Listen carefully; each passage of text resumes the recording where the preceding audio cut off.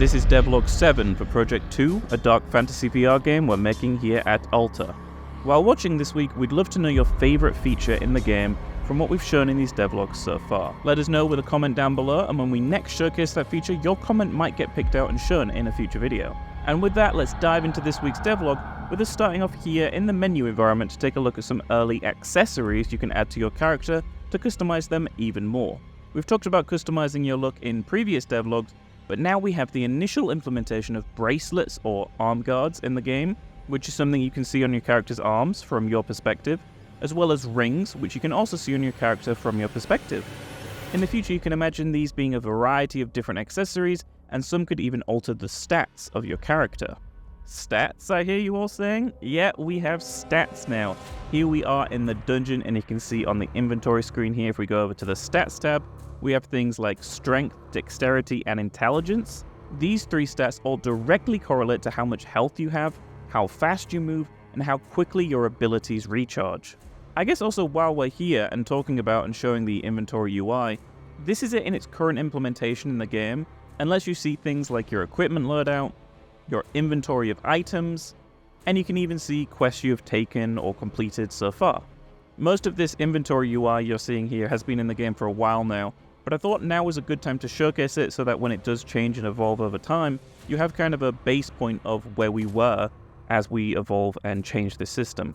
But it felt like a great time to do that as we're showcasing our character's stats, which are the new addition here. I also mentioned that some of your stats increase the speed at which you can use abilities. These have also been in the game for some time, and you may have seen them being used in previous devlogs, but never really fully explained. There are abilities such as Burst of Speed, which dramatically increases your movement speed for a short time, and Healing Aura, which heals a portion of your health. Right now, these are all just in-game for various testing purposes, and will very likely be tweaked and changed over time. Maybe you'll even have to unlock them as you progress. Because that's another thing I want to talk about in this devlog: experience points. The initial implementation for gaining experience is in the game now. When you die or extract from a dungeon, you will now see how much experience you've gained, and you do gain a bonus for successfully extracting with your loot instead of dying at dungeon 2. As this feature grows and develops, I'll be showing it off a lot more, but you can already start to see the core gameplay loop of the game taking shape just through these devlogs now. Once you do level up, you'll be able to choose which stats to increase and which skills to unlock, but that's all for future devlogs, so just enjoy this little tease for today. To wrap up this week's devlog, I wanted to talk about the work the combat team is doing to revamp the way we interact with the world in the game. From combat to brushing your weapon across the surface, physics interactions play a huge part in immersing you while in VR. Currently, the entire physics system in the game is being reworked to be more accurate and feel better than before. You can see here as I hold a sword against one of these barrels, how it accurately interacts with it and doesn't glitch or slide incorrectly across the surface. Even if I try to bang my own sword against my shield, you can see it physically interacting correctly. This is just the start for an improved physics system in the game, but this does mean that we'll be able to have even more fun with interactable objects in the environments in the future as well.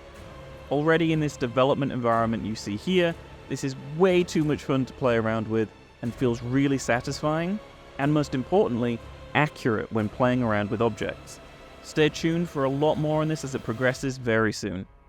As always, we'd love to hear what you think to what we've shown in this devlog in the comments down below, but earlier in this video I did ask what your favourite feature we've shown in all the devlogs so far was.